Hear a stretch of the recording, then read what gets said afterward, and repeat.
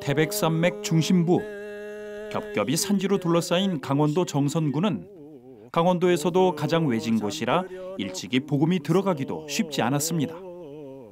100여 년 전 거의 유일한 관문이었던 평창에서 정선으로 넘어가는 이 성마령을 통해 첫 복음의 발길이 들어간 것으로 알려져 있는데, 이 길이 그 100년 전에는 유일한 길이었다고요? 네, 그렇죠. 이 길은 정말 험하고 지금은 이렇게 넓지만은 그때는 정말로 사람만 다니던 곳이며 전기도 없었고 정말로 다니기 진짜 힘들었던 그러한 길일 겁니다. 네, 그래요.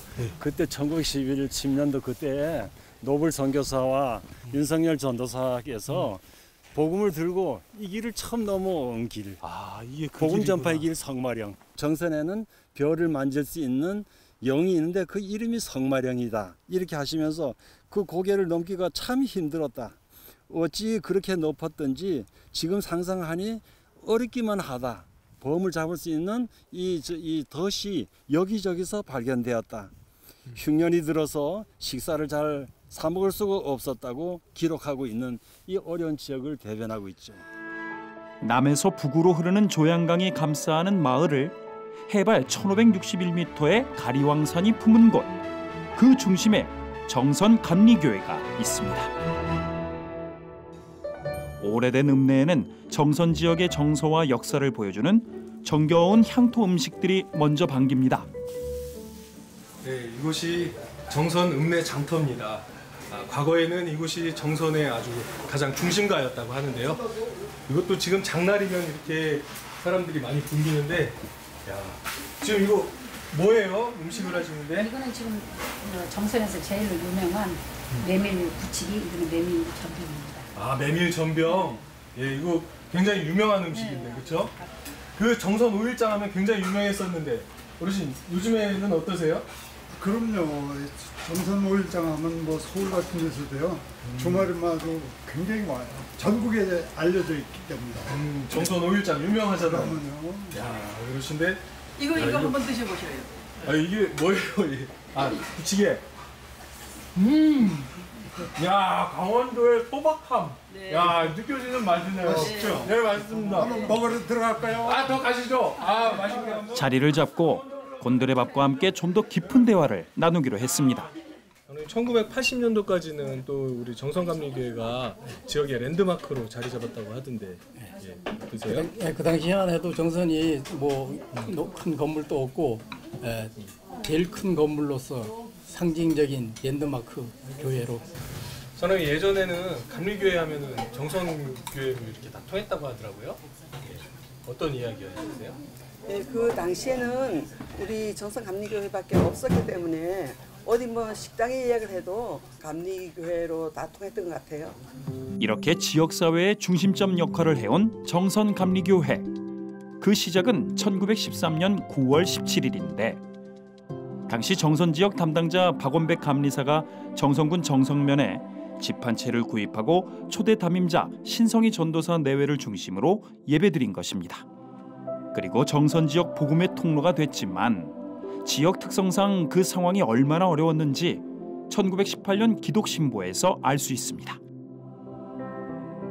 정선은 산과 물이 많고 길도 험하고 나무도 많아 사람이 생활하기에 불쌍한 것도 제일이고 예수교인 적기도 제일이라.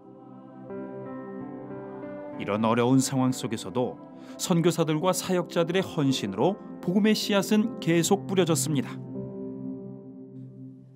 교회가 없는데 교회가 세워졌으니 의의가 있죠. 정선 감리교회가 정선군에서 최고 큰 교회가 됐으니까 그 하나님 뜻이지요. 축복이지요. 일제강점기에도 정선 감리교회는 신앙운동에 매진했습니다. 전도와 신앙 부흥운동은 물론 어려운 이들에게 배움의 기회를 제공했는데 무엇보다 1922년에 설립한 정선 유치원은 지역사회의 큰 희망이었습니다. 학교가 줄어드는 현실 속에서 유치원을 통한 기독교 교육이 큰 역할을 했기 때문입니다.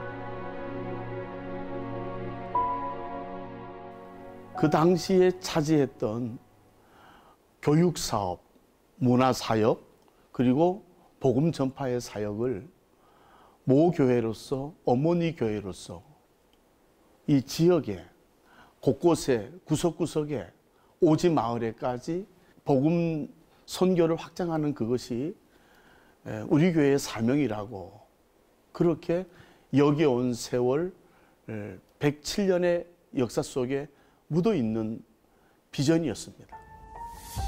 해방의 기쁨도 잠시, 한국전쟁으로 교회는 큰 위기를 겪게 되는데 예배당이 폭격당해 완파된 것입니다. 예배당을 잃은 성도들은 여기저기 교우들의 집을 돌며 어렵게 예배를 이어갔는데 1952년 10월 18일 윤종열 씨 집을 구입해 예배를 드리며 정선감리교회는 새 출발을 하게 됐습니다. 이게 6.25 사변 때 미군 폭격기들이 여기 교회에서 누가 장작을 떼고 하니까는 이 민군들이 있는 줄 알고 폭격을 했어요, 교회를. 그래서 그건 교회가 전부 잿더미가 돼 버렸어요. 그래서 디귿자 기와집을 사가지고 몇 년 동안 그곳에서 교회를 하다가 다시 정비를 해서 이곳에 석조, 돌 교회를 다시 건축을 했어요. 그리고 다시 또 이제 교인들이 많아지니까는 그다음에 이 지금 있는 건물에 뼈대되는 거를 건축을 하고. 종전 후 정선감리교회는 상처 입은 민족의 미래를 교육으로 세워갔습니다. 가난 때문에 정규 교육을 못 받는 어린이들에게 신앙 중심의 초등교육인 웨슬레 구락부 사역을 시작했고 1956년 6월 6일에는 정선 유치원을 다시 개원해 자립으로 운영했습니다. 여성교회 회원들을 중심으로 양재 학원도 운영했는데 이러한 정선감리교회의 교육에 대한 열정은 주일학교의 발전으로 이어졌습니다. 그리고 그 신앙 교육을 받으며 성장한 강혜정 원로 장로님은 올해 101세로 정선감리교회 역사의 산증인입니다. 아주 의자도 하나도 없고 그냥 하얀 치마적사 저고리 입고 노인네들이 20명을 20명을 땅에다 쭉 앉혀놓고 예배를 드리고 그랬어요. 예수만 잘 믿고 성경 공부만 잘하면 1등 간다. 그래, 꼭 신앙생활 잘 해야 된다. 신앙생활 잘못하면 공부를 암만 해도 성공을 못해. 신앙생활 잘해야 성공하지. 정선 지역에 선한 영향력을 끼치며 많은 교회들을 개척해온 정선감리교회. 이제 정선 지역뿐 아니라 해외 8개국에 110여 개의 교회를 세우며 선교의 지경을 넓히고 있습니다. 정선교회가 해외 선교사가 없었다면 세워지지 않았을 교회입니다. 그래서 저희들도 선교를 해야 되겠다는 그런 교회의 비전을 가지고 해외 선교회를 조직해가지고 필리핀, 중국, 태국, 미얀마, 스리랑카 여러 나라에 이제 교회를 세우기 시작했습니다. 1대 증조 할머니부터 2대, 3대, 그리고 4대 증손주들까지 함께 믿음 생활하는 복된 가정.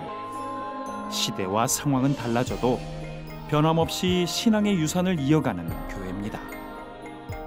저희 4대가 모여서 또 함께 예배하고 하는 일이 또 하나님의 은혜인 것 같습니다.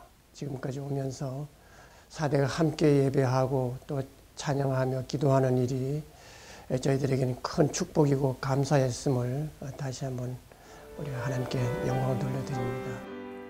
성나령의 고개 길을 복음 들고 넘고 넘어 예수님의 사랑으로 정선교회 세워졌네. 성도들이 함께 지어 부르는 정선교회가처럼 척박한 정선 지역의 어머니 교회로 정선감리교회는 복음 전파의 사명을 안고 오늘도 나아갑니다.